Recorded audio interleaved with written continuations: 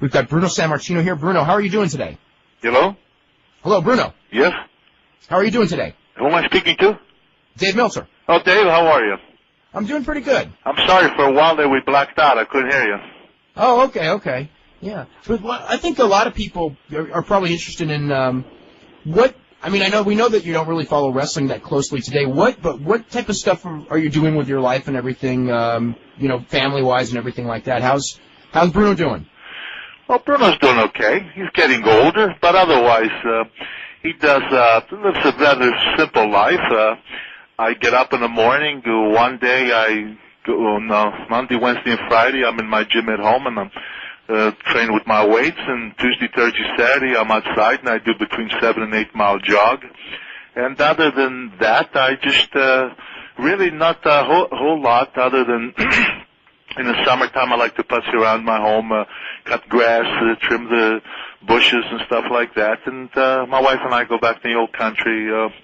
Usually once a year, or sometimes maybe we enjoy going on a cruise. But other than that, just to spend time with the grandkids. And it's a very simple life, but one that I'm enjoying very much. Now, it was a couple of months ago, or probably maybe not even that long. You went to Italy, and you went to your old hometown that you grew up in, and they named a coliseum after you, and they made your house that you grew up in a shrine or something. What was the story on that? Yeah, I went there on December the 7th. So it's just been about 4 or 5 weeks ago. I don't know.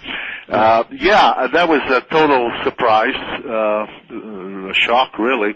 The town that I was born and raised in, they contacted me that they wanted to honor me, which again was a very nice surprise, but nevertheless a very big surprise because Dave, I'm the type that when I retired, we had a coach here named Chuck Knoll, who was the coach of the Steelers. So when somebody more or less was done with, they were kind of washed up, he would say it's time for him to move on with the rest of his life.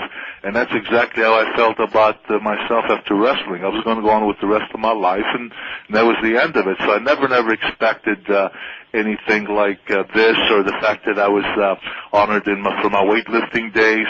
I didn't expect any of these. These are just wonderful and great surprises. But in the old country, not only did they name the sports facility after me, but which was flabbergasted. I was flabbergasted by it. But then my parents' home, which they themselves built, they have a slab of marble on the side. So this is the house that Bruno Sammartino was born in, and they made a landmark out of it. And then they built about a 14, 15 foot monument to me, which like the Rocky thing, maybe, or like in fact the whole thing is dedicated to the town's people, what the town is about, and that I, being born here, and how I kind of represented my town in the way that the town is looked upon and the way that I lived my life.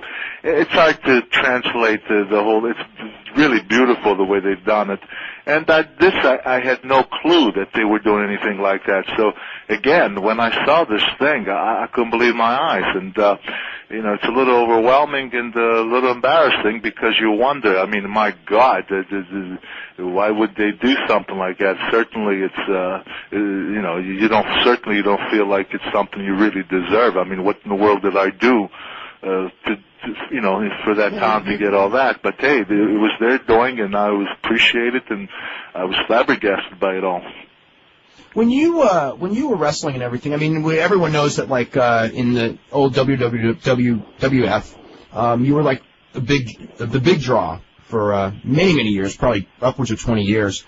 There's actually one question I want to get to in just a second, but how often, or did you? I mean, I know you went to Australia and Japan, obviously, everyone knows, and in a lot of parts of the United States, most of the United States at some point or another. But did you ever wrestle a lot in Europe during your heyday? No, not in Europe. I was South America a lot throughout the 60s. Really? Oh, yeah, South America. Brazil? Pardon? Did you ever go to Brazil? Or? Oh, Brazil. We went to Argentina. We went to, Venezuela. A number of times we went over there.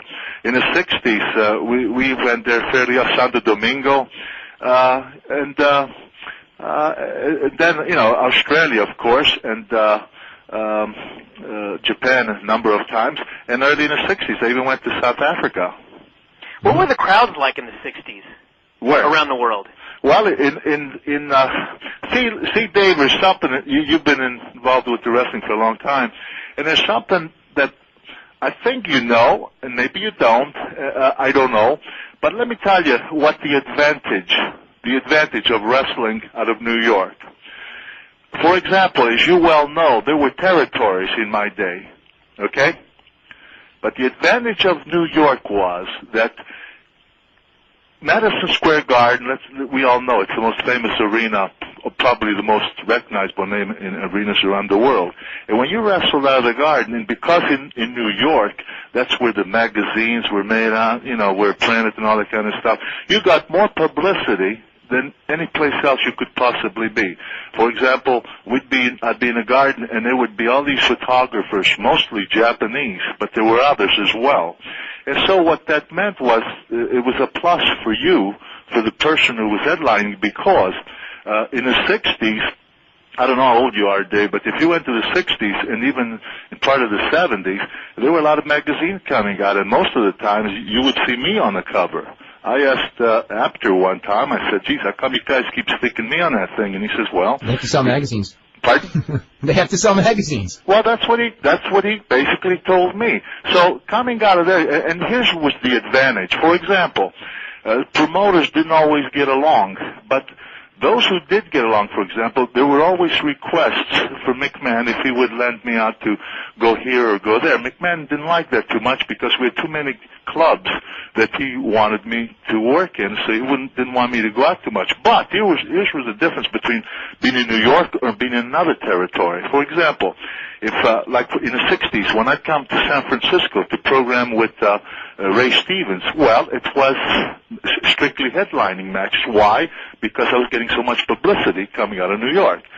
Same thing when I went to Tennessee for Nick Goulas, Nashville and Memphis, or in Florida, whether it be the Dundies in Miami or Graham and Cowboy Luttrell down in Tampa, places like that, or Atlanta for Jim Barnett, or Los Angeles with the LaBelles. My point is, always I went these places on top, whereas people that were on top in those territories, they couldn't come and work on top in New York because they weren't known. You understand? One of the things I always thought was really interesting, and it's a different thing in wrestling, because today wrestling is so television oriented, right, that if the fans haven't seen you on television, they just don't care, even if they've read about you. Whereas, and maybe it's just a mystique, but in the 70s, which is when I started watching wrestling, if somebody like, whether it would be you or the Sheik or someone who had been in another, who was a headliner who was known, would come into San Francisco and would walk down the aisle. They were never on TV yet, and it was a difference in audience. Everyone knew who they were. I mean, I remember Dusty Rhodes coming out here, the Funks, and it's like that they knew that these people were big stars, whereas today, even someone with they read about them, but if they just saw them with no TV, they're not going to react to them for some reason. Well, I don't know the answer to that because I'm honest with you. I never watch wrestling on TV anymore, so I don't even know what's going on other than what people call me and tell me this and that. But I think that the covers of the magazines. Let me give you an example. The first time I went back to Italy in 1966, I'm in Rome. And I wanted to look for an American paper just to see what's going on here in the States. I'd been away for like 10 days or so, and I go across the street. I'm in Via Veneto in Rome, and I saw a newsstand. And here I look over there, and there were 3 magazines, and I was on the cover of 2 of them. You know what I'm saying? Those magazines were going all over the world, and so if you were on cover of magazines in those days. Man, you became pretty well known. I remember the first time I met Arnold Schwarzenegger was in New York, and he told me that he knew me for years and years because of all the magazines that he used to see me in Austria. So if you were lucky enough to get on those magazines like that, you were pretty well known everywhere, and that was the advantage, I think, of being in New York, because first, because of that kind of publicity, and secondly, because the Garden really was the mecca of the arenas. And I think that what was the difference. For example, like Vern Gagne wanted to come in the Garden once in a while so he could advertise in Minneapolis while he's in Madison Square Garden. And he would call McMahon, and McMahon would put him in the Garden, but he couldn't put him on as a headliner or anything because people didn't know Vern that well. Yeah. And that went with anybody that they brought in. But yet, if you were from New York, like before me, Rocca, Argentino Rocca, or Tony Rocca, he would be in demand to go other places strictly as a headliner, but only if you were out of New York, because if you're out of New York, that's what you receive most of the publicity. Even in professional sports, I think it's fair to say that the New York teams probably get more publicity than any place else. Now, when you basically retired from wrestling in, I guess, 81, and then you made a comeback a couple of years later, there's two things on this. When you retired in 81, most people in wrestling do not retire. I mean, it's like the retirement is forced on them, basically, if it's due to an injury or something like that. And you actually did come back. Most everyone that retires, especially now, always comes back. But what were your thoughts as far as, do you have any fond memories of coming back, or was it one of those things where, in hindsight, you wish you didn't? And in 81, when you made the decision, I mean, like, what were your thoughts going in? Like, because you were, obviously you were still a headliner, you were still really the biggest draw in the whole territory when you retired, and did people want to, did Vince Sr., I guess, was still running, did he want to talk, or Vince Jr. say, no, Bruno, give us 2 or 3 more years? I mean, what happened back then? Okay. First of all, by the way, I only retired once. A lot of people said that I retired. I don't know if you were one of those who thought that too, that I retired and come back. I never retired until 1981. That's the other times. For example, when I had the belt for those 8 years, I told McMahon, I had told him for a whole year, I have to leave. I was hurting. They had me going 7 days a week. I was lucky in the business, as you said a while ago. I was on top for some 20 years, but unlucky in the sense that in the late 60s I first started getting some serious injuries. And man, when you have serious injuries with the back and stuff like that, that does something to you. So between belts, I slowed down this guy. I never retired, but it's just that I slowed down. If I'd go to St. Louis for Mushnick, but then I would wrestle there once or twice, but then I would be off for 4 or 5 days. If I went to Indianapolis with the Bruiser, then we'd be off 4 or 5 days. If I go to Japan for, say, like 7 days, then I'd stay home for 10 days. I did all that in order to recoup, but I never quit. I never stopped. But in 81, when I did quit, actually I was going to quit before that, and it was really Vince McMahon Sr. who talked me into staying longer for different reasons. But the thing is, when I retired, that was the end for me. I didn't come back, Dave. I'll tell you something that maybe you knew, maybe you didn't know, but just to show you how this business, since the big drastic change came when McMahon took over, are really up and down. It's also been. In 1984, I came back in September as a color commentator. 1985, McMahon's asking me if I would please put on the tights because Boston was down. Boston wasn't doing too well. Philadelphia was really getting down, and Pittsburgh wasn't doing well either. So I said, no, Vince, man, I retired. I said, I'm not, I said, for God's sakes, I'm old. At that time, I was like 48, 49 years old, somewhere around there. I said, I'm not putting the tights back on. Well, Mr. McMahon, Mr. Nice Guy, he went to my kid, David, and he said to David, he says, David, he said, it's too bad your father won't put on his tights because he says, I was going to put you and him in tag team. He says, and that could really be a big boost to you because that's the way that we could really start doing something with you, if you and your dad. And, my kid comes to me and says, geez, Dad, he says, please, he said, this could mean a break for me, blah, blah. I said to him, David, don't listen to that nonsense. If they want to do something for you, they don't need for me to put on the tights to be with you. They would do with you like they do with everybody else if they want to give a push to. Well, my kid, he always, unfortunately, listened to the wrong ears, and he insisted that, no, come on, okay, I'll put on the tights because I don't want it to be said that I wouldn't help him out. That was the reason, Dave, why I put on the tights. Not because I don't want no part of it. In fact, I resented McMahon for doing a number like that with my kid, so that to get me to put on the tights. And the reason why he wanted me to put on the tights was Because even with this mighty Hogan, which I know you guys think he was the greatest draw of all time, even with the mighty Hogan, Boston's clubs were already going down. They weren't doing too well. And so he thought I might be able to give it a boost. And in fact, we did, because I went to Boston and we packed Boston. And we sold out Boston, we sold out Philadelphia, sold out Pittsburgh, and then we even, came in Madison Square Garden. But then what would happen was that I would take the tights off because I did the things I was committed to.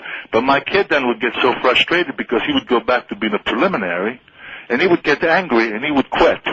Well, I knew that now that he where was he going to go? He'd have to come back, and I tried to tell him, explain it to him, but he'd get frustrated, get angry, blah blah blah. So then what would happen is that McMahon, knowing that David would have to come back, he would say to me, Bruno, he would say, geez, where's David? And blah, blah. And I'd say, well, I don't know. I guess he's in Georgia. He was married at this time. And McMahon said, geez, I would really appreciate it if you would wrestle for me one time here in Baltimore or in Washington.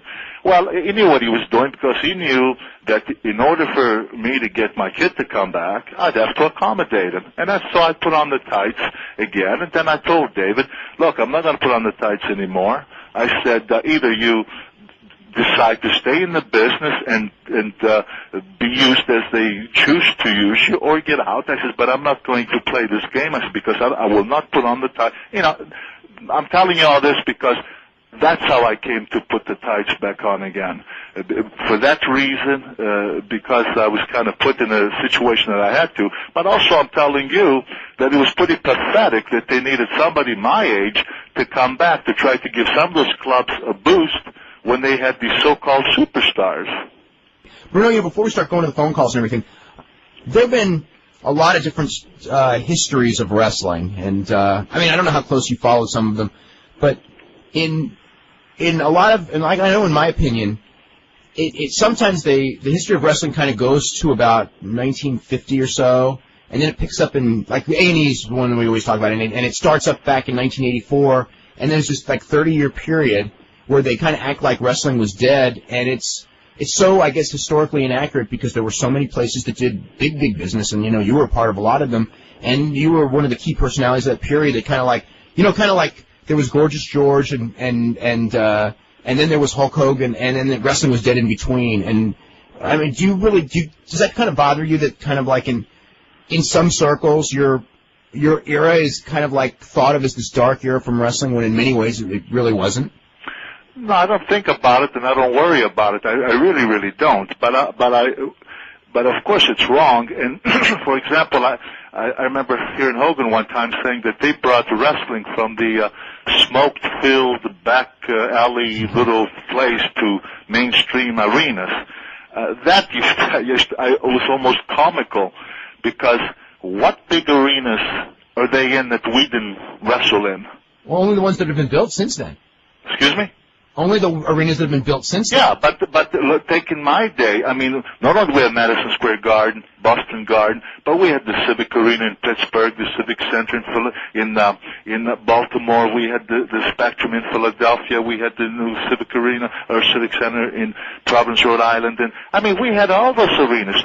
Now maybe they've built some new ones, I don't know, but certainly those were all the big major arenas, and we were in them all the time. In fact, Dave, it wasn't a few years ago, at least from all that I've heard and everything, they were avoiding a lot of the major arenas because they weren't doing too good in them, and they were going to some of the smaller arenas because they couldn't fill the big arenas. So that kind of nonsense bothered me a little bit, that they would dare to say that the smoke-filled back alley little club, that was such nonsense. Anyway, go ahead.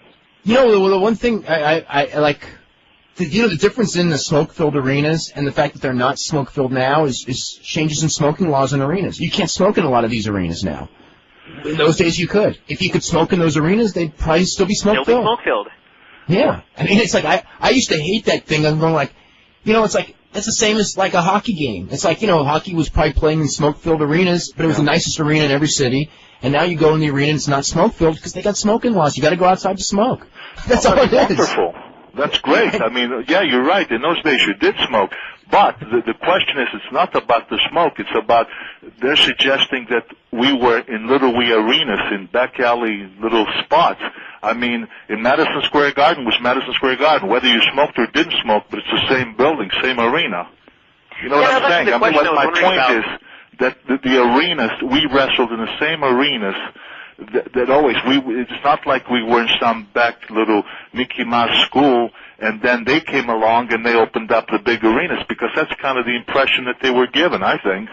Well, I think that's one of the things that Vince Jr., he wanted the people to say he took this industry and created this industry, from this little thing where they, you know what I mean? It's like the whole illusion, and I think that they really didn't want a lot of the real history and success in there, because it kind of like contradicts. I mean, I remember one time I was writing a story, and it was about some of the crowds they were drawing in Japan, and the WWF got mad at me, and I was trying to figure out why, and then finally someone explained to me, and it's just like, when you write in, this is before the internet or anything like this, is like 1990, when you're writing in the National Sports Daily that they drew 50,000 people for a match in Japan, Vince McMahon can't claim that it was him, and he can't claim that it's Vince McMahon who created this little tiny little business that he brought to Madison Square Garden, because there's other promoters who've been very successful before him, which is something that I don't think he really wanted. He wanted it to be like there were all these little promoters and they all had these little territories, and I came along and revolutionized it, and he did in some ways.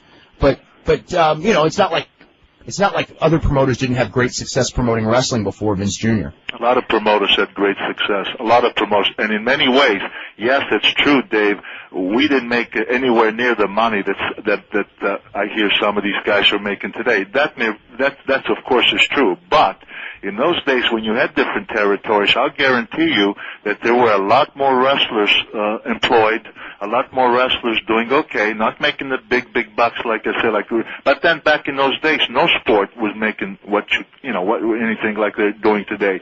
But right now, yeah, there are a number of guys, I'm sure they're doing extremely well. But when you take for the amount of wrestlers that are in the country into those that are doing well, how many are not doing well or are having a hard time even getting work?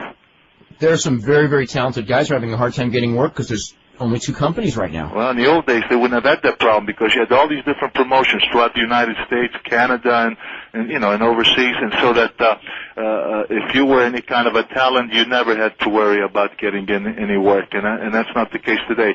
So you see, it's not all pluses. And as far as the arena, isn't it odd, Dave? Yes, they do everything they work for is on television for ratings and all that stuff, and I understand that. But look what's happened as far as the arena. As far as the arenas go today, I don't know about the rest of the country, but I know here in Pittsburgh, despite what they may claim, I know that the last few shows they've been coming here, they've only been drawing about 8,000 people. Oh, they've had maybe 11, 12, but they were freebies. But legitimate, they had about 8,000 in an arena that holds about 19,000, and they only come here about 3 times a year. My goodness, we used to work at these arenas at 12 times and sometimes 14 and 15 times a year. And that went with the Garden, that came to here in Pittsburgh and some of the other arenas. And that's the difference. They put so much on TV that they could never come to any of the arenas now and come every single month, all year round, and be consistent. They couldn't do it. That's why they won't do it. That's why they won't even try it. I think WWF right now is pretty hot. They could do all right. WCW, though, no. They can't. Actually, they can't go anywhere now. Even if they come twice a year, they can't come anywhere and draw. It's really... Well, I'm just telling you, McMahon's the last 2 times he's been here, he hasn't been able to draw more than 8,000 people. And one of them was his, what's that show he has on Thursday night? SmackDown. Yeah, they came in for that. And that's, I'm told it's always a sellout. But over here, they only had 8,000 people that paid, but they had, I think, 11,000 in the audience. And that's, so I don't know. I mean, and that's only coming here, let's say, 3 times a year. What would they do? How much would they draw if they would keep coming here every single month? Do you think that's more overexposure of wrestling on TV, or just more things to do in general on a particular weekend or whatever? No, I think, in my opinion, what it is, see, in my day, okay, I can only speak of the years that I was in the business, TV was used for 2 things. One, you introduced new talent, and you created stars, let's say, and the other was to advertise for the arenas, okay? Nowadays, they shoot everything on television. I mean, they give everything that they got, okay? So then, what's this? Why should people go to the arena and pay money for what? I mean, they see it all on TV. I mean, yeah, they do it.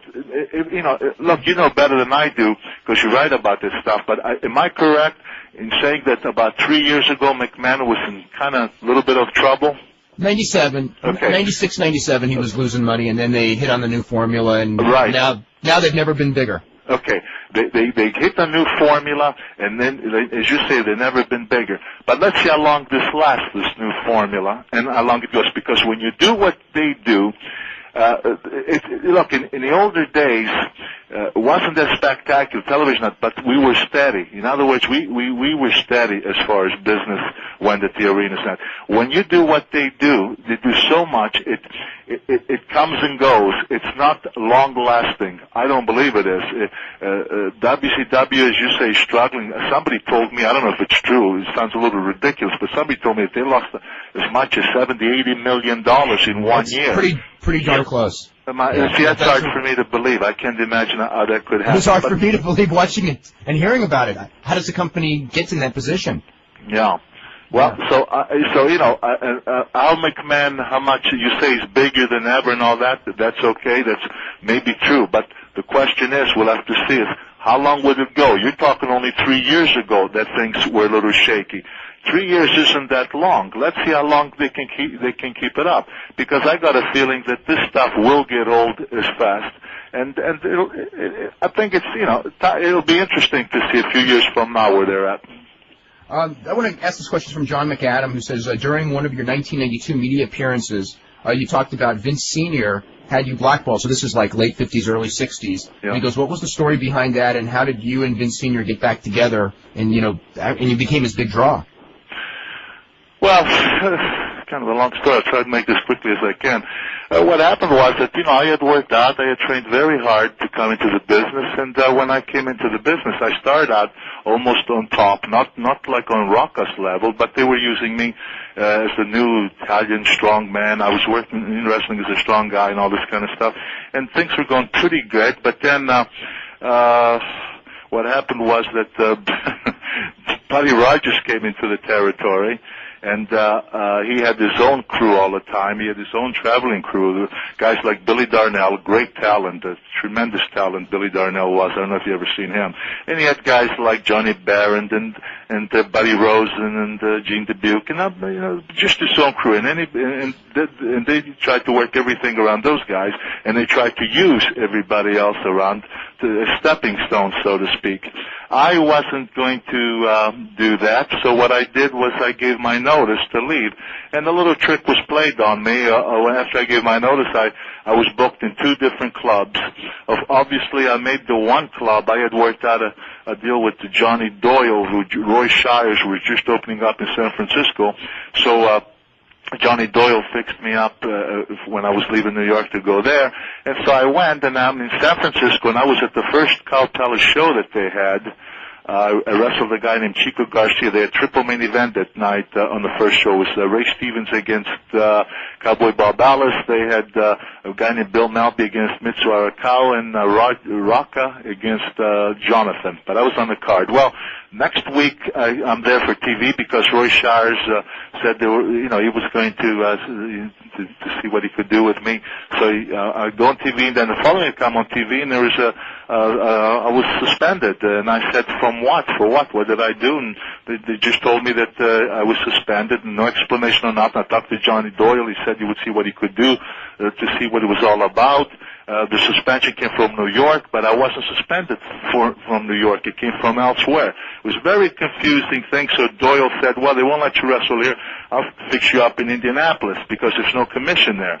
I went to Indianapolis, but Vince McMahon and Jim Barnett were good friends. So when they found out I was there, they put the good word out to me there, and old Jim saw to it that I was starving there. So I couldn't make a living of any kind. I had a wife and a kid at that time, so I had to go back home, and I got a job construction. I was blackballed all over. So then, make a long story short, I finally, through somebody, I contacted Frank County because the territory wasn't doing well, and I thought that maybe they might give me a shot there. I talked to Frank. I went up there, and they gave me a chance. And even though he was called, and saying that maybe one wouldn't be very wise for him to give me a break. They were told things that weren't too nice about me, and Frank said, "Well, I'll check him out. If he turns out to be anything like you're telling me," he says, "then we'll tell him to pack his suitcase, and go back to Pittsburgh." But Frank found out that those things weren't true, and I stayed with him for a good while. And then guess what? I got a call.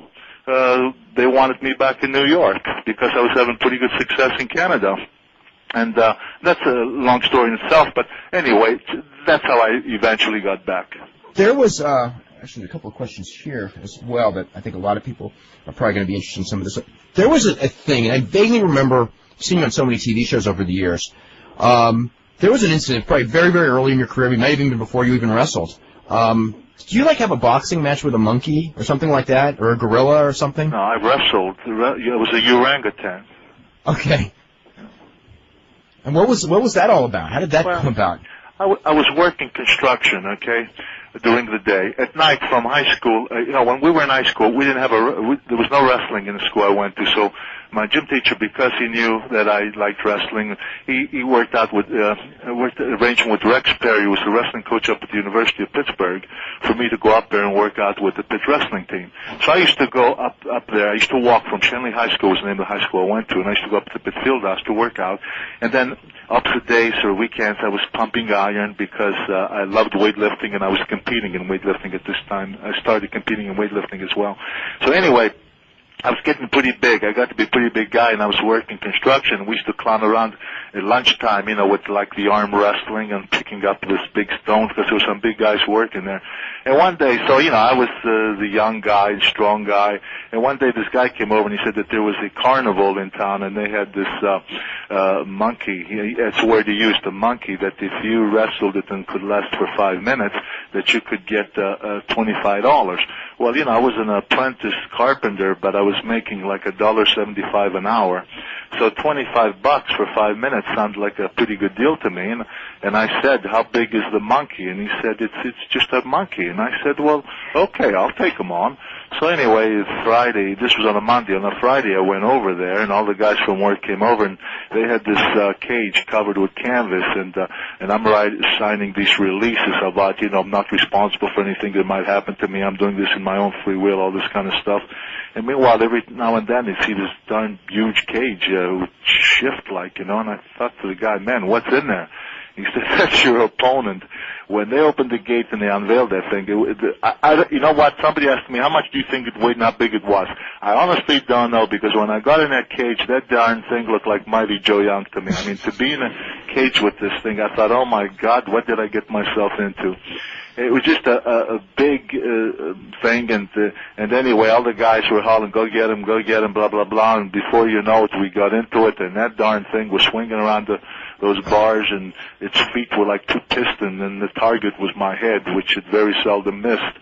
And I took a pretty good shellac, and I thought if I could get behind it and take it down off of those bars and get it on the floor, maybe I could do something. I tried and tried. I finally did get behind, but when I tried to pull it, that thing just swung around that cage like it had a little flea in its bag. It was so darn powerful. And the bottom line is that I did stay with it for 15 minutes. I took a heck of a beating, and that was the end of the story. After 15, I took a shot at it, and the guy disqualified me because I wasn't allowed to use my fist. I saw its stomach. It looked like it was fairly soft the way it was hanging there. I thought if I could get a shot in there, maybe that'll knock it down. But I took a shot at it, but I didn't connect, so the guy hollered that I used the fist. And so I came out of there pretty bloodied, and my eyes were just about shot, and my clothes were torn off, and I just took a pretty good licking. Now, one time you also sparred with Sonny Liston, didn't you? Yes, I did, in 1957. 50 cents. Yeah, I was wrestling. We were working out on a mat wrestling. And this guy named Al Quayle, a real nice guy who had been a fighter, he was a light heavyweight contender here in Pittsburgh, and his fight career ended, and he was a policeman, but he used to teach boxing up there, and he used to always bug me about the wrestling. He says, why don't you work out with my boys? He says, boxing. He said, I like you to try it. And he was such a nice guy. So I thought, let me, I said, I'll spar around with some guys, and I sparred around a little bit and everything else, and he thought that I had pretty fast hands in those days, and he thought that I could have a career in boxing. And even though he was such a nice guy and I liked him, but my heart was never into that. I was a fight fan, but I liked wrestling and I liked weightlifting. Those were the two things that I really, really had a passion for. Anyway, make a long story short, he said to me, Bruno, he says, you got a good chin. He says, geez, he says, you can really take a heck of a shot. He says, and you can hit pretty hard. He said, so he says, I know some people in New York. He says, I like them to look you over to see what they think. He says, and then see if there is something. He says, I like you to have some real good trainers over there. They'll probably get you a job and so forth. Anyway, we flew to New York and went to old Stillman's gym. Liston had been in prison at this time, and he had some priest that was handling him or taking care of whatever. And so, I really didn't know at the time who he really was. But anyway, we went in there, and there was a guy named Whitey Bingstein, a guy named Vic Marcello, Ernie Baracca. All these guys came all to look at me because he had told them that I was a pretty rugged kid and all this stuff. I went in the ring with the guy, and I was throwing punches. I was kind of a wild guy. I was throwing lefts and rights from the floor, but hell, I was never connecting. And, he was too good, too clever, and he was countering, and he was catching me with some pretty good shots.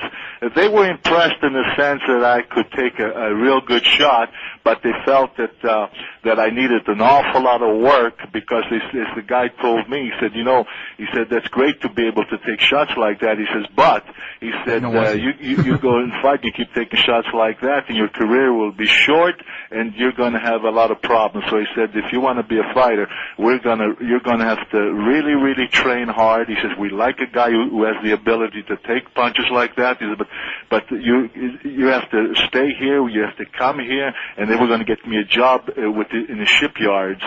And I thought about it at the hotel that night. I thought, what am I doing? I really don't even like this. Why am I doing this? So the next day I told this Al. I says, look, Al, I'm really sorry. I says, but I like wrestling. I like weightlifting. I said, I can't put my heart into this. I really, really don't like it. And then he says, well, then if you really don't like it, he says, then there's no sense in it. And that was it. I went back to Pittsburgh and went back to my old routine where wrestling one night and pumping iron the next night. And I loved competing with the weights. I competed both Olympic style lifting and power lifting, and I was getting pretty good at it. And at the same time, that didn't interfere with my working out with the wrestling. So that was the story with that. But I got the worst of it, just like with the orangutan.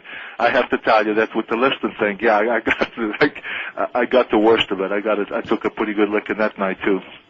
What kind of advice would you give kids today that want to start weightlifting? Because you had an awesome physique for that era, and nowadays kids have awesome powers. Yeah, and I should say kids, but everybody. There's more access to steroids and shortcuts nowadays. So, what kind of advice would you give to anybody who wants to work out with the weights?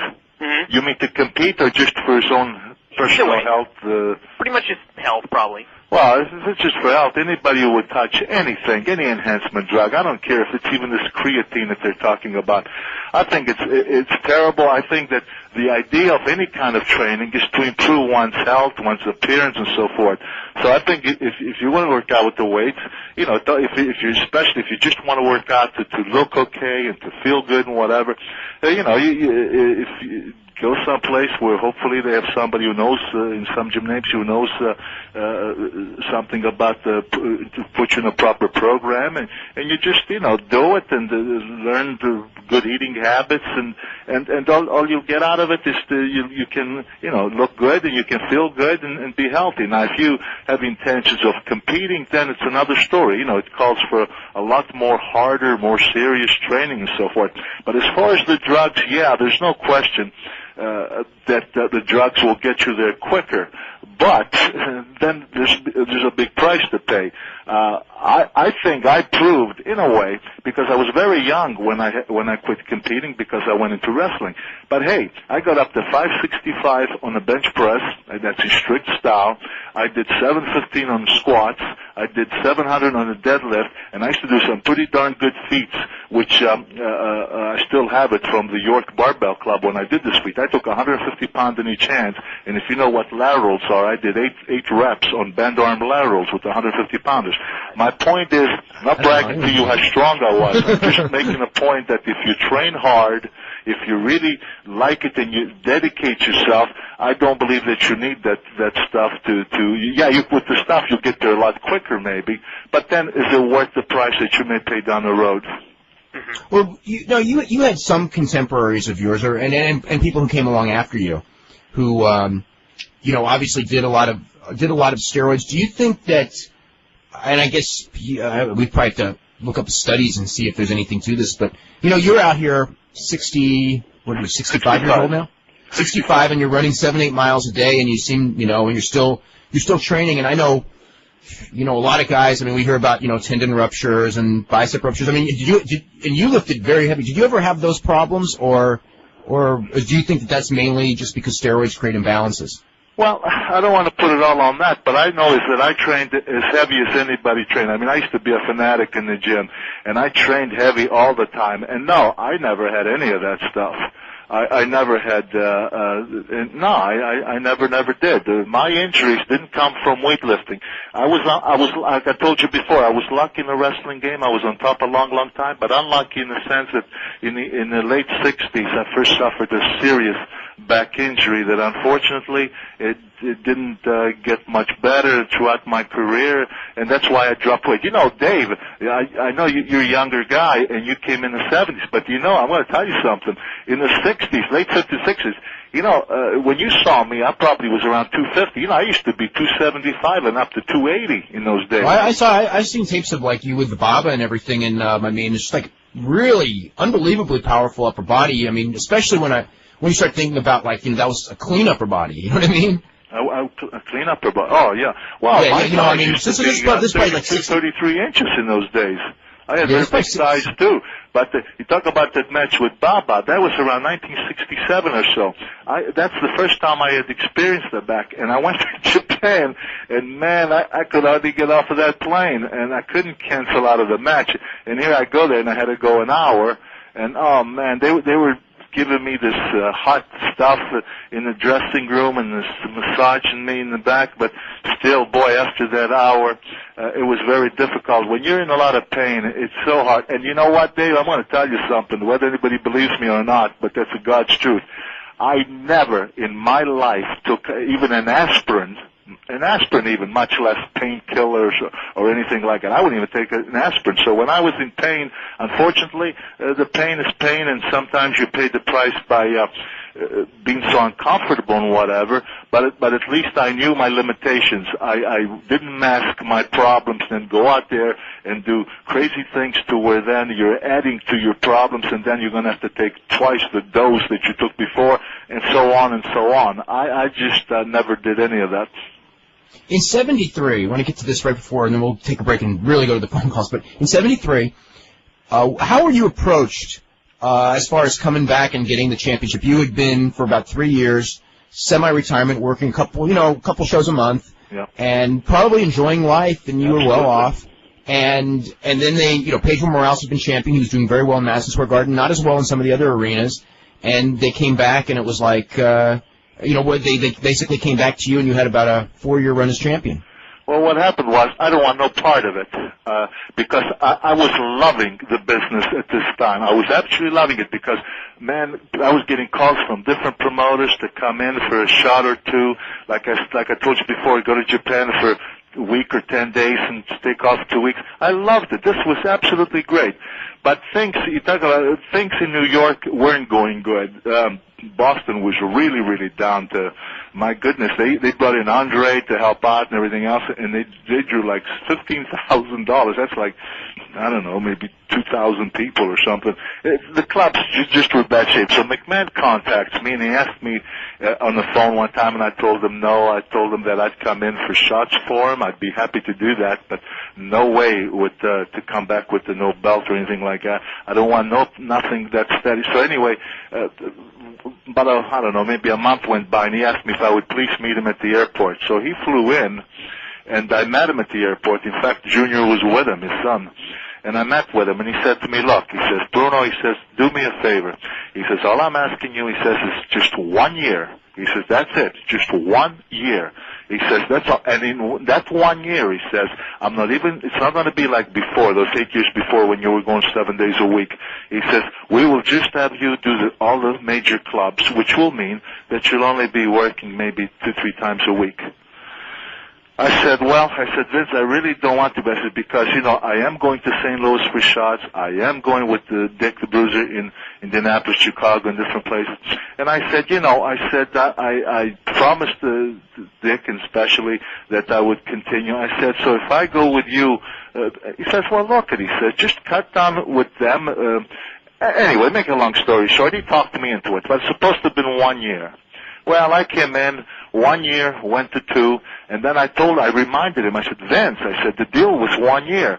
He says, Bruno, he said, look, he says, we're only using you in the big clubs. Come on, he says, you're getting your days off and blah, blah, blah. He says, we really want to get somebody ready next time. We want to get somebody that's for longevity, not just for a year. And so he says, just hang on while we're looking. He kept giving me this call about that they were looking for the right guy, and then 3 years went by, and I think that's when I finally suffered a pretty serious neck injury, and then what was more disgusting about that, I'm in a hospital, and here they made the Muhammad Ali Inaki match, as you remember, and the thing was, as you know, that thing wasn't doing too well, box office wise. McMahon told me that if he didn't make that match between me and Hansen, a return match for Shea Stadium, he says that he would have to go into bankruptcy because he had committed to so much money with this guy Bob Arum for the closed circuit. Closed circuit, yeah. Yeah. And so he said, Bruno, he says, if you don't come back, he says we'll be out of business. I said, Vince, I'm in a hospital. He says, but he said, he said, when you come out of the hospital, he says, if you don't have to worry, we're not going to do anything that could put you in danger, blah, blah, blah, all this stuff. And I said, Vince, I said, how in the world, Anyway, make a long story short, time went by. He was calling me, I'm not exaggerating, I mean every day, sometimes twice a day, 3 times a day. Finally, I give in and I said, okay, man, it almost caused me chaos with the doctor. I had a good doctor here, he was a great guy. He said, are you out of your mind?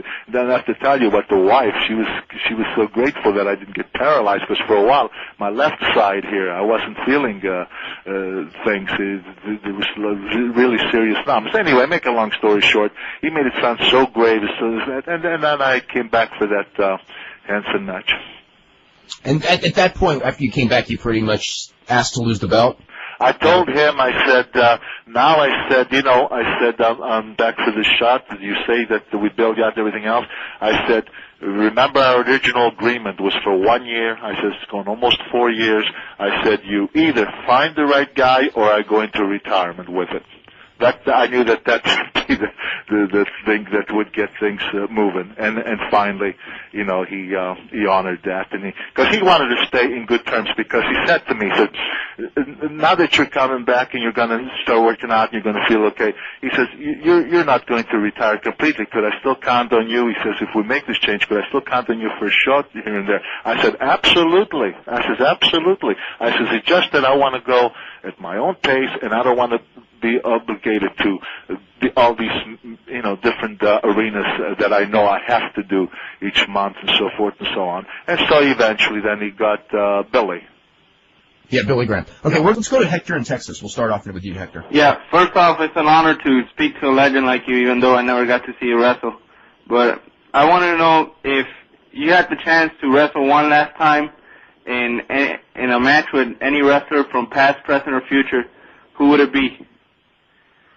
Oh boy, never thought of anything like that. Who would it be? I would love to see you on Flair. Excuse me? I would love to see you versus Flair. Well, me and Ric Flair, I would say this to you. If it was in the 60s, and let's say like we were both at the same time, same age more or less, or thereabouts, I think you would have seen a great match. In the 60s, I consider those my best years because, for example, in the 60s, I don't know if you ever heard of Hans Mortier. I used to have some great matches with him. He was from Europe. And we used to do a lot of wrestling back then. But then, you know, as time went on, I'll tell you one of the great matches I ever had was with Pedro Morales. We went an hour, 17 minutes. There wasn't one punch. There wasn't one kick. There wasn't one elbow. And it was a great match. I mean, it was one of the best matches, and I thoroughly loved that. But you know what? Honestly, right now, to think of who I would want to wrestle, there's nobody in particular comes to mind. And what do you think about Jesse Ventura, your broadcast partner, being governor now? Well, hey, what can I tell you? I mean, I was surprised that when he was elected, but everything I've seen about him in different news shows, like with Sam Donaldson and these people, I've been impressed with the way he handles himself. He seems to know what he's talking about or what he's doing. I understand he's popular in Minnesota. So, yeah, I'm not going to lie to you. I was very, very surprised because the Jesse Ventura that I thought I knew from wrestling, you know, in the broadcasting booth, I surely didn't think that he would be a governor one day. But, hey, you know, what can I tell you? He I guess he's doing a good job, and good luck to him. I mean, it's very impressive. And the last thing I want to say is, like, what do you think are the chances and percentage-wise for you to make an appearance in the WWF again? Just an appearance. Oh, you know what? Nobody knows for sure about anything, but right now I would say that there's as much of a chance in that as me appearing in La Scala in Milan doing Pagliacci. All right, thanks for taking my call. Bye. Okay. I got to read this. This has nothing to do with Bruno, but Brian, you're going to be very amused by this. This is on the WWF website. Have you heard about this? No. Okay, I'll read this. It's everything that we talked about. Here it is. It's the Lionel Tate case reaction by WWF.com. Quote, "We at WWF believe that the verdict and the public statements made by individual jurors unanimously support our position that professional wrestling should have never been involved in the case." Okay, that's fair. "Sadly, an innocent little girl has died. Lionel Tate by his own actions. The actions and decisions of mother and defense attorney have changed the life forever. The WWF has stated consistently that the suggestion that wrestling had anything to do with the Lionel Tate murderous act was a contrived hoax," said Jerry McDivitt. "The jury easily and quickly repudiated the defense counsel's claim that pro wrestling was somehow to blame for this intentional homicide, and individual jurors have reiterated this in public comments. The evidence proved, and the jury found, that this was a death caused not by mimicking wrestling, but rather by a deliberate, prolonged, and savage beating." So we'll be hearing more about this, perhaps forever. Bruno. Yeah. I want to ask you, in 92, we were on Phil Donahue show together, Larry King show. Was that in 92? Yeah, 92. Wow. Okay. 92, 8 years ago. Almost 9 years ago now, actually. Wow. It was early in the year. It was like February. Looking back, that was a real interesting time in wrestling. Looking back, what are your thoughts? I mean, I remember watching the Larry King show with you and Vince, and it was just like, I was terribly annoyed watching that show because of, you had said something about Mel Phillips, and then Vince McMahon would go, "Well, Mel Phillips has never worked for the World Wrestling Federation," or "Murray Hodgson has never worked for the World Wrestling Federation," and we're sitting there going like, it's like he would say these things, and people would be thrown off, like at home going like, "Well, what's Bruno talking about?" And we're going like, "Vince, how can you, like, this was like really bad lying." I mean, even, you know what I mean? And then the Phil Donahue thing came. You ever think about that? Do people ask you about that anymore? You know what, Dave? A lot of people saw in fact, I had pros and cons on the Larry King show. You watched that, obviously, right? Oh yeah. Well, I've had people call me and not call me. I saw, some people wrote into different places, and some thought that I did okay. Some say that McMahon ate my lunch, or I think the words that they used. I thought that. Honestly, I felt that I told it like it was. I felt that he was lying and evading, and I thought that the tour job, if anything, which frustrated me, was by Barry O, who was killing a lot of time and not saying anything. Yeah. But I thought that the callers even more or less called in and suggested that McMahon was being less than truthful. But it was frustrating for me because I knew the truth. Listen, Dave, when I came back as a color commentator in 1984, September, I believe it was, listen, I was appalled. I mean, I hadn't been gone for 20 years. I was only gone for a few years. And here, all of a sudden, since he had taken over, I can't believe these guys. The way they're not only shooting each other's butt with this steroid crap, but they're also doing all kinds of other things. And I thought, this is unbelievable. And I kind of, I became the bad guy almost immediately because I was expressing my feelings and thoughts about what I was seeing. But I knew I had to get out, and eventually I did. And as far as for myself, I think I did everything I felt that I could do to bring attention to it, so that some measures would be taken as far as some independent committee, whatever, group that would do something, not the State Athletic Commission involved or something, because I hated to see new people, young kids coming into the business, and they absolutely would make to be feel that they had to get in the juice, otherwise they more or less wouldn't fit or wouldn't belong. And I thought, this is awful and something's got to be done. But you know what? I did everything that I felt that I could do, but I didn't think that it accomplished too much of anything. So after I thought that I did everything that I could, then I just stepped aside and I figured, there's nothing else I can do about it, so I'm getting out, and that's the end of it. Let's go to Chris in Indiana. Chris. Hey, Dave. Hey. Mr. Sammartino, I just want to say it's an honor to talk to you. Thank you. I was born in January of '74, so Oh. right after you started the second reign there. And Dave, talking about the WWF running South America, you should know that Buddy Rogers and Pat Patterson won their titles in Rio. No, just kidding. Yeah, right. Sure they did. I have a couple questions for you, Bruno. One is you talked about Indianapolis several times, and I'm from the Fort Wayne area. Of course, I didn't get to see. I got to see Bruiser's old Bruiser Bedlam promotion. But what I wanted to know is that was pretty much during the time that your downtime in between the two world title reigns. Is that when you were making the most shots for the Bruiser? Yes. And were Vern and Bruiser both running Chicago at that time? No, wait a minute. I think they were You know together, what? weren't they? I don't remember for sure, but I don't think so. I think it was just Dick and Snyder, Wilbur Snyder. If I could be wrong, but Because Vern had guys from Chicago would have the guys from Indianapolis and the guys from AWA, and they'd have like joint cards. Mm-hmm. They did real well, I think, in that period. It'd be like the dream tag team of Bruno and the Bruiser would face all the heels. That would be. I just wish I had. Did you guys ever run, or did Bruiser ever run with the Big Stars with you and some of the others up? Did they come up to the Fort Wayne area? I know that was part of the circuit. Who do you mean? Did you ever wrestle in Fort Wayne? When you worked for Bruiser? I think when Bruno would go, he would probably only do the big city. I don't think you didn't go to. Did you ever do Fort Wayne? No, we just did Chicago, Indianapolis, and then we went to St. Louis one time. But that was for Mushnick, of course. But the Bruiser and I went there. But no, I just worked with him mostly in Indianapolis and in Chicago. Right. Yeah, Fort Wayne was still kind of rinky-dink. My other question is, we hear so much these days about anybody from, Scotty Steiner to DDP and Nash and all these guys walking out on the show, not doing angles and changing finishes. I always wanted to ask Larry Matazik or you, someone from the old days, I can't imagine what it must have been like. Did Baron Cicluna ever go to Vince Jr. or Vince Sr. and say, no, I don't want to put Bruno over with a backbreaker? I mean, those things just didn't happen back then, did they?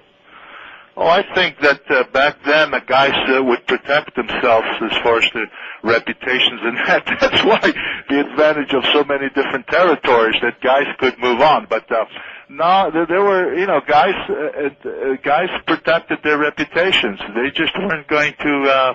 If they felt that something was going to take away from their main event as a main eventer thing, that they would absolutely not necessarily go along with whatever was asked of them. Okay. Well, I just wanted to thank you for taking my call and enjoy your peaceful life, Bruno. You deserve it. Thank you very much. Bruno, it reminds me, like you were, especially you were just about the biggest draw, nationally, one of the biggest names for much of that period. if you went to like another area, let's just say Miami, Florida, or San Francisco or something, did promoters ever because the idea of like the local guy beating Bruno, beating Bruno Sammartino was a big feather in people's cap because pretty much nobody did. Did anyone ever go to like, really crazy extremes? Go, please, put over our local guy. It's only in our city. Or was it really just one of those things where when you went there, it was kind of understood that, you weren't going to lose to the local guy? I mean, how was you ever approach something? You mean when I was champion? Either champion or even between title reigns or just any time, just like you would go to another, outside of the territory and there was a local guy and the promoter, wouldn't the promoter go? No, let me hand it right there. No, Dave, I wouldn't do it. Yeah, but I mean, would they? I know that. Oh yeah, they would try. Yeah, I mean, were there any like real crazy extremes that they would go to, or? Well, I'll give you one in where's it? Winnipeg. What was his name? The promoter there. I'm trying to think. He was working partners with Wally Carbo and Vern, but Vern wasn't there. Darn it, I can't remember the guy's name. But anyway, I was wrestling Gene Kaninsky, and he came over and he's telling me that Kaninsky was the big gun over there, and that Gene has to win the match and so forth and so on. And it was 2 out of 3 falls. And he said, Gene, he said, he's the big gun out here. And the place was completely sold out. And he said, he's going to take 2 falls. And I said, really? He said, how's he? And I did, because the way he was talking to me, almost talking down at me, and at least that's the way I took it. And so I just looked at him, and I said, Rod Fenton. You remember that name? I know the name. Okay, yeah. That's the guy I'm thinking, Rod Fenton. And I just looked at him, and I said, well, how's he going to do that? And he looked at me and he said, how's he going to do that? He says, Kaninsky is... I said, if he can do that, then I says, you tell him to go ahead and take 2 falls. And so he said to me, you think you could take Gene? I said, well, I don't know. We'll have to find out, won't we? I told him.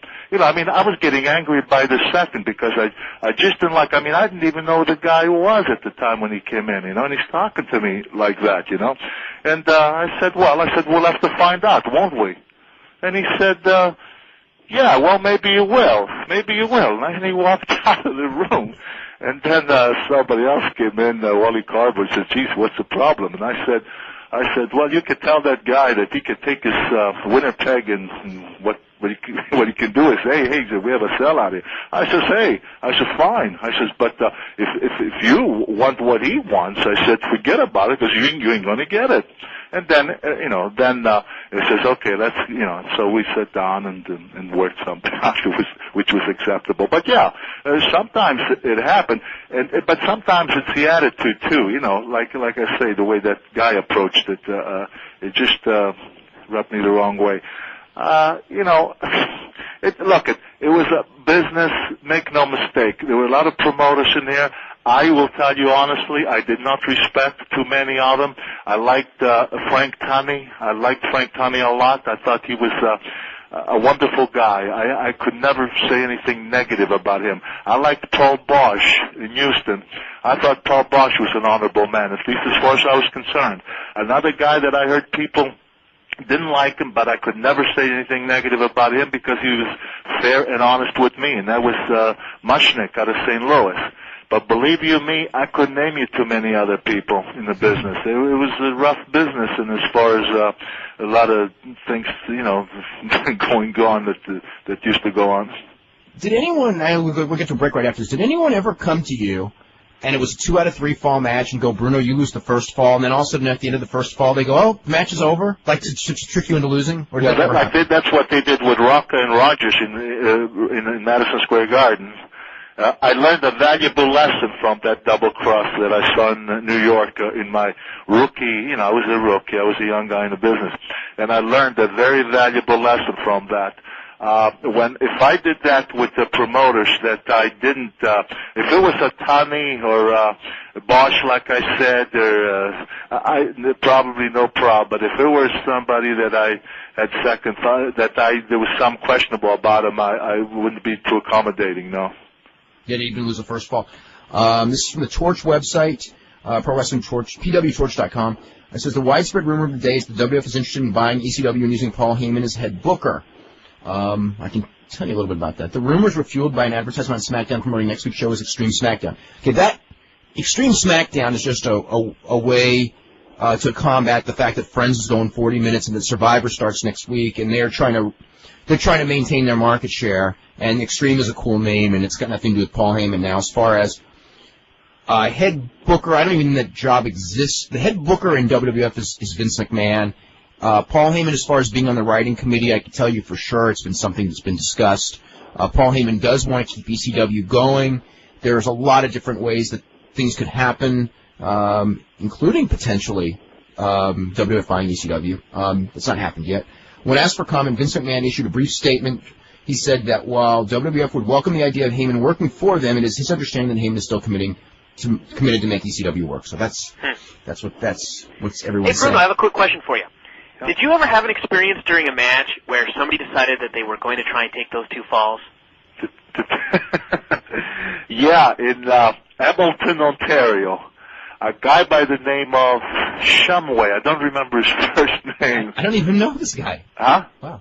I have never even heard of the guy. Wow. I remembered it because it was a very night to remember when you felt a double cross.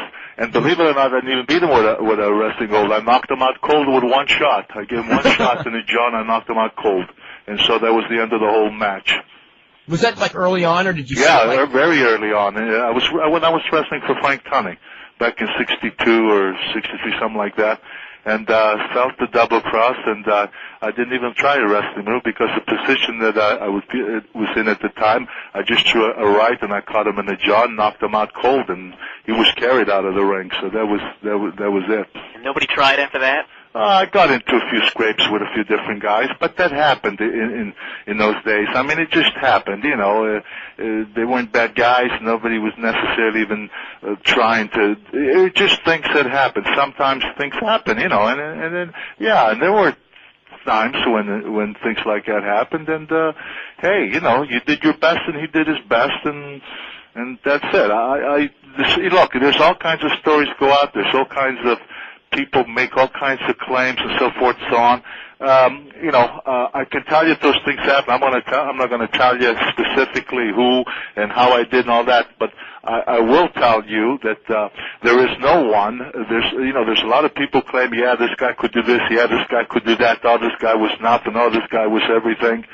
Well, you know, a lot of stories like that. I can honestly tell you this, that if there's anybody out there who claims that they went in the ring and did a number on me, they're liars. And if there's such a person and they wanted to say it face to face, whether it's your radio or whatever, I would say they're liars because nobody ever did it. Nobody ever got the upper hand. The few scrapes that I got into, I will tell you that I came out on top. I know there's nobody out there who can say that we got into it and they really got me. Nobody ever did. The only time anybody got me was when I broke my neck with Stan Hansen because I got dumped on my head, and that was an accident. Mm-hmm. And Dave? Yeah. You there? Oh, yeah, I'm here. Let me just clear something real quick for you. Because somebody said, you know, somebody obviously was not a Bruno fan, talked about one time, and it was written, I think, in your newsletter, that I killed New York. Let me tell you real quickly. I was offended by that. There was a time when we slacked off in New York, but it was a very simple reason, not because of me or anybody else. It was one simple reason. We used to do live TV out of Washington, D.C., was Channel 5 New York. We lost the TV. Vince McMahon didn't want to have the Garden. He thought, get mad at him by not running the show, fulfill the commitments, and he thought he could run because we were so hot. He thought that we could run and be successful in the Garden by merely getting ads in the paper, putting some posters up, and getting some radio plugs. I told him it wouldn't work. Him, and Toots had meetings on this. The Garden dropped in half, then it dropped less than that, and then dropped less than that. And I told Vince, I said, Vince, if you don't talk to the Garden, we're going to get kicked out. Is it because we're in the television business in the sense as far as creating opponents and advertising? And finally went to the Garden. They had a meeting. The Garden even helped them. We got on Channel 47. We stayed off the air for a couple of months while they were getting established, and we came back, and me and Crusher Verdue came back with the first show and sold out. So it wasn't Bruno killing New York. It was a question of losing TV and running Madison Square Garden without television. After a while, it was an impossibility. I just want to clear that up because you remember that, don't you? I mean, I remember that period where the Garden wasn't doing well, and then the Verdue thing and all that. It was just actually the biggest gate they had there in probably ever. But you didn't know that we had lost the TV? Oh, no. I knew it was off TV for about a year or so in late 60s. Well, but without TV, it's pretty difficult to run a big club like the Garden and be successful. Oh, yeah. Now, in the 70s, Vince Sr. was affiliated with Inoki. Did they ever pressure you to go for Inoki? Because I know you never did when you were champion, because Vince would send Andre, and later he sent Hogan and Hansen and those guys. That was embarrassing for him, and I understood it. But I had a run-in with Inoki in Japan one time, and I didn't like the guy. And then when Baba went on his own, I went for Baba, and then for a while I helped Baba get talent. But I told him, I couldn't continue to do that because of my own scheduling and everything. I couldn't, so eventually gave it to Dory Funk Sr. out of Texas. But I stayed loyal because I thought he was a very honorable guy. I liked him. I trusted him. He was. I never had any contracts with him because he was always a man of his word. And so when McMahon Inoki, was on his own, he told me it put him in a bad situation. I told him I'm sorry about that. I said, but I will never go against Baba. I said, he's an honorable man. I don't find the other guy anywhere near as honorable as Baba. And I said, Vince, if you have trouble with that, I said, I don't know what to tell you. I said, but that's the way it's going to be. And that's the way it was. Yeah, he was unhappy about that, but there was nothing to do about it because I wasn't going to go for Inoki. I was only, I would only work for Baba. Okay, let's go to Jason, Indiana. Jason, what's going on? Hi. Hello, Mr. Sammartino. Greetings, sir. I can't hear. Can't hear. Jason, talk a little louder. Oh, sorry. Greetings, Mr. Sammartino. Greetings, Dave. Yep. Want to run this by you real fast, and I know you're pressed for time. Bruno, I, in the face of the youthful, some would say green talent that exists nowadays, I kind of hold forth that as long as people remember and care about the athletes that have meant something to them, then that athlete's still viable financially, and more importantly, in the connection that he makes with the audience. And I was just wondering, considering the long career that you had, how old do you feel is too old? How old what? How old do you feel is too old for a fighter? How old do you feel is too old to be a wrestler? Do you have any? Well, everybody's different. There are some guys who don't take care of themselves, who don't train, who abuse themselves in certain ways, and they could be done at a very early age. For myself, I went till I was, I guess about 45, which of course it's old. But outside of having had the serious back injury, I was very, very dedicated to training, and I did try to watch myself in every which way as far as proper dieting, training, and so forth.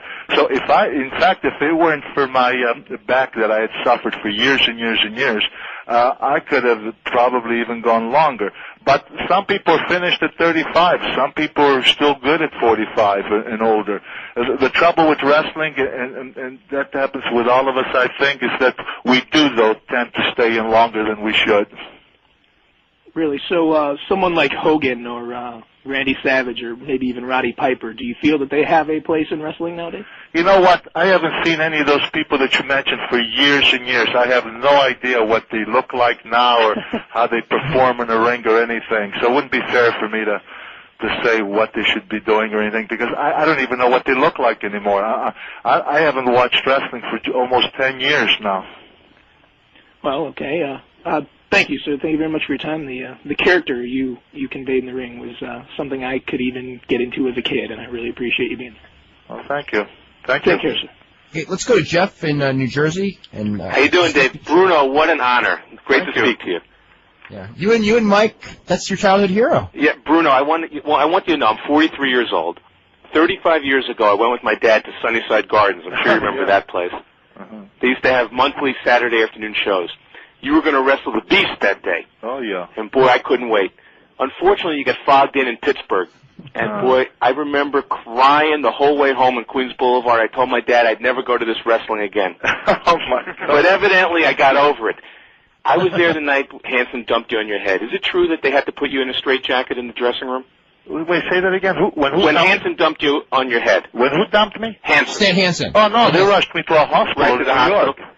And I was there in Shea Stadium the night of the Morales match, and it was a great match. Although I have to say I was a little bit cold out there. I bet you were too. The conditions couldn't have been worse. It had rained. If you remember, if you were there 3 days and 3 nights, continuous, was cold, was bitter cold, and very, very windy. And yet, I'll tell you, despite all those terrible, terrible things, we went, if you remember, an hour 17 How minutes, can I forget? I thought that was, I loved that match. I thought it was a great match. And I didn't know what a Broadway was, but I knew when George Steele came running out and knocked over the policeman that it was going to go to an hour draw or whatever it was. I knew that was going to happen. Yeah. I was there the night when you wrestled Waldo Von Erich. I think you had a broken arm that night. Is that true? Yeah, I had a fracture in my arm, and Vince McMahon said that we couldn't cancel the show, was a sellout, and he says, my God, and here I had to go in there with the arm, I couldn't even move it. It was so terrible. Some of the crazy things we did, people had no idea, but it was just awful. But I want to relate, actually, you and I met once. It was when you were a special referee at the WCW pay-per-view. Oh, yeah. And I would tend to think that I would be more likely to remember the meeting than you. But one thing that I know your ears perked up when we were talking is that I'll never forget the night when Dick Kroll counted to 3 in 1971 or whatever it was, 30 years ago. And I'll never forget the silence in the Garden. Do you remember that? You mean when I lost to Koloff? When you lost to Koloff and Dick Kroll was the referee. That was such an eerie experience because, you know how the people used to scream and they used to chant my name. And then when he beat me, I thought something happened to me. I thought something was wrong with my ears because it was, you know, if you remember, if you were there, you could have heard a pin drop. I'll never forget it. What in the world? So Skoland, you know, like he's helping me get up, I'm getting up, and I'm saying, I told Skoland, I can't hear, what's going on? And he says, it's so quiet. So as I start walking, that really got me, gave me goosebumps. I was walking toward dressing room. People were literally, not all, but the ones nearby, crying and saying things like, Bruno, we still love you. We'll always love you. And I thought, oh my God, I felt crushed. I felt like I let people down. I just hadn't thought that people would respond like that. I really didn't. I can remember like it was yesterday. I just want to ask you one last question, Bruno. I became friends with Ken Patera over the years. What did you think of him in your matches with him? Was he a good worker? Kenny was great. He was a terrific guy. He was a strong guy. He was. I thought he was very good, and I wrestled him a number of times toward the end of my career. But I thought that some of the matches I thought I had with him, I liked. I thought they were very good. No, I thought Kenny was very, very good. A good guy, and he was good in the ring, and he's a strong guy. Kenny was. I think he was a good person too. Great. Well, thanks a lot for your time. This was a great thrill for me. Thanks a lot. Thank you. Good talking to you. Bye-bye. Okay. Al, do we have time for one more caller? Okay, let's go to Carlos. Carlos, you're going to be our last caller. Wow, I'm excited. Bruno, since I was 5 years old, I've been watching you. Wow. And I'm 40 years old right now. I saw you defeat Zbyszko on the cage in 1980 at Shea Stadium. You're one of my biggest heroes in this industry, and I wanted to ask you one quick question.